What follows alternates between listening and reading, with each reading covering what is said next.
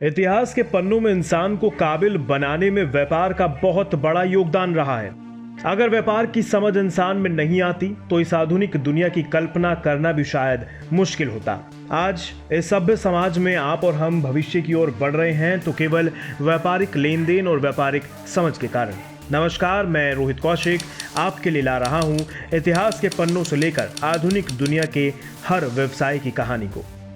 आज की कहानी आज से करीब 150 साल पहले शुरू हुए कारोबार की है।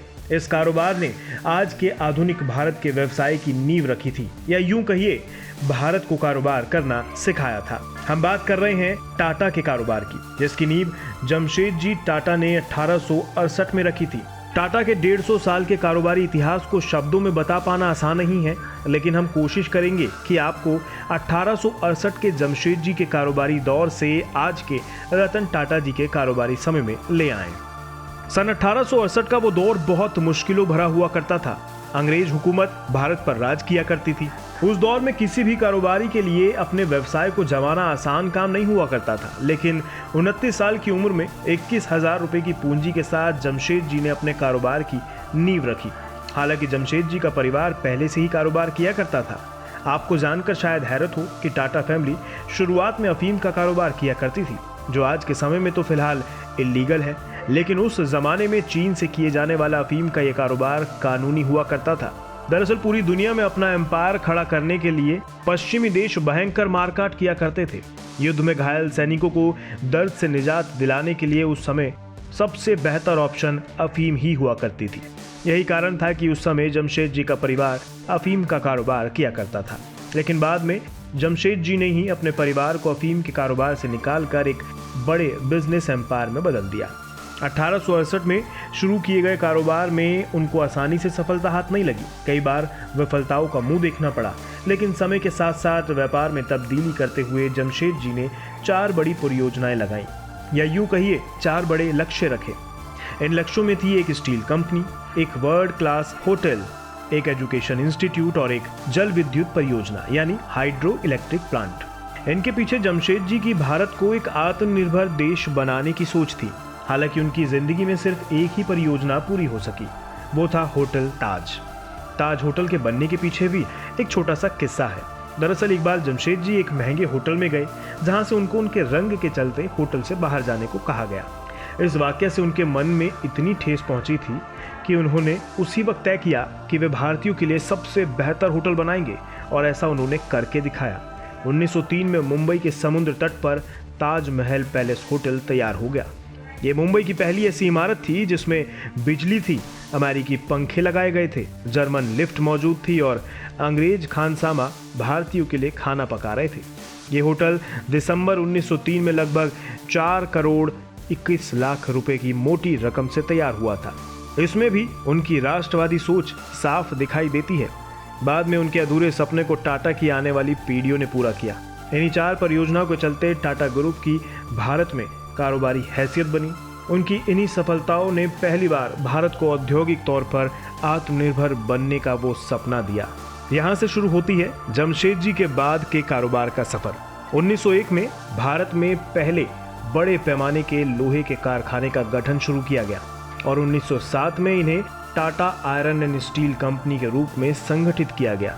उनके बेटे सर दोराबजी जमशेदजी टाटा और सर रतन जी टाटा, इन दोनों के निर्देशन में टाटा इंडियन स्टील कंपनी न केवल भारत में स्टील बनाने वाली निजी स्वामित्व की सबसे बड़ी कंपनी बनी, बल्कि ऐसी कंपनी समूह का केंद्र बन गई जो न सिर्फ कपड़ा, स्टील और बिजली उत्पादन करती थी, बल्कि रसायन, कृषि संयंत्र, ट्रक, रेल के इंजन और सीमेंट का भी निर्माण करने लगी थी। वहीं 1898 में टाटा ने बेंगलोर में एक शोध संस्थान के लिए भूमि दान की थी, जिसे बाद में इंडियन इंस्टीट्यूट ऑफ साइंस के रूप से उनके बेटों द्वारा स्थापित किया गया।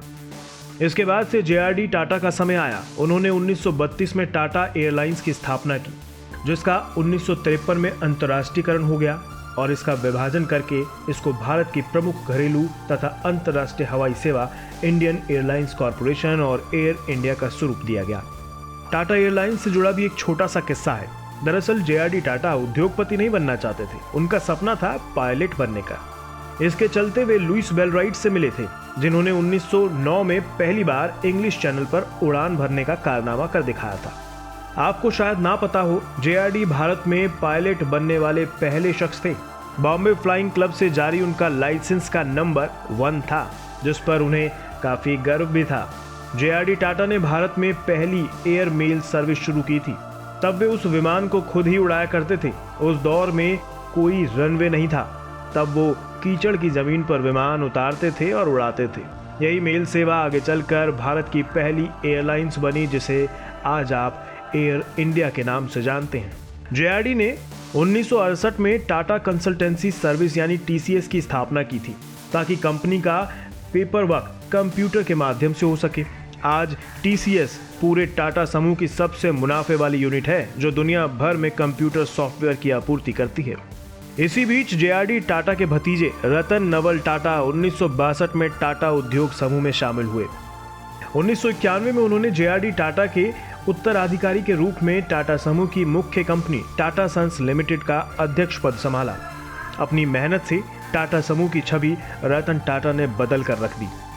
एक के बाद एक सफलता हासिल करते हुए 1968 में टाटा मोटर्स की टाटा इंडिका बाजार में उतरी थी, लेकिन कार का ये कारोबार उतना अच्छा नहीं कर सका जैसी उम्मीद थी। अब यहाँ भी एक छोटा सा बेइज्जती और कामयाबी का किस्सा है। कहते हैं, जब टाटा मोटर्स का कारोबार अच्छा नहीं कर रहा था, तब कुछ लोगों ने रतन टाटा को इसे बेचने की सलाह दी। इसके बाद फोर्ड ने इसे खरीदने में दिलचस्पी दिखाई, लेकिन यहाँ बात बनी नहीं, क्योंकि वक्त को कुछ और ही मंजूर था। दरअसल दोनों कंपनियों की बैठक के दौरान टाटा के यात्री कारों में व्यवसाय में कदम रखने पर हैरानी जताते हुए फोर्ड के अधिकारियों ने कहा कि वे टाटा का कार कारोबार खरीद कर उन पर एहसान कर रहे हैं। तब ये डील तो नहीं हो पाई, लेकिन रतन टाटा को इस वाकया से ठेस बहुत लगी। लेकिन अब समय का पहिया घूमने वाला था, हालात बदल गए। भारत में यात्री कारों का बाजार खूब फला फूला और साथ में टाटा मोटर्स का कारोबार भी। लेकिन 2008 में दुनिया में आई वित्तीय संकट ने फोर्ड के हालात को खस्ता कर दिया। ऐसे में जब टाटा ने 2 अरब से ज्यादा डॉलर में फोर्ड की जैगुआर लैंड रोवर ब्रांड को खरीदा, तो इससे फोर्ड को बड़ी मदद मिली। और तब फोर्ड के चेयरमैन बिल फोर्ड ने रतन टाटा को धन्यवाद दिया और कहा कि आप जेएलआर को खरीदकर हम पर बहुत बड़ा एहसान कर रहे हैं। टाटा मोटर्स से जुड़ा एक और किस्सा है, जिसमें रतन टाटा को कामयाबी नहीं मिल सकी, लेकिन इसमें भी उनकी सोच बेहद अच्छी थी। दरअसल रतन टाटा चाहते थे कि भारत का हर एक नागरिक अपनी कार में घूमे, जिसके लिए उन्होंने खूब मेहनत भी की। नैनो के रूप में दुनिया की सबसे सस्ती कार को बाजार में उतारा भी गया, लेकिन टाटा नैनो को वो सफलता हासिल नहीं हो सकी जो रतन टाटा चाहते थे। वैसे जरूरी तो नहीं जो इंसान चाहे वो उसे मिल ही जाए, इसलिए कई बार असफलता को भी अपनाना पड़ता है। रतन टाटा के कार्यकाल के दौरान ही साल 2004 में टाटा कंसल्टेंसी सर्विसेज यानी टीसीएस को शेयर बाजार में लिस्ट किया गया था, जो आज टाटा की सबसे मुनाफे वाली कंपनी बन चुकी है। भारतीय उद्योग के विकास में उनकी भागीदारी के लिए रतन टाटा को भारत सरकार ने साल 2000 में पद्म विभूषण से सम्मानित किया था, और इसके 12 साल बाद 2012 में जब वो 75 साल के थे, तब उन्होंने अपने पद को छोड़ने का फैसला लिया। आज टाटा चाय से लेकर ट्रक तक और नमक से लेकर प्लेन तक सब कुछ बनाते हैं। टाटा ग्रुप में 100 से ज्यादा कंपनियां हैं। इन सभी का कंट्रोल टाटा सन्स के पास है। उम्मीद है आपको ये कहानी पसंद आई होगी।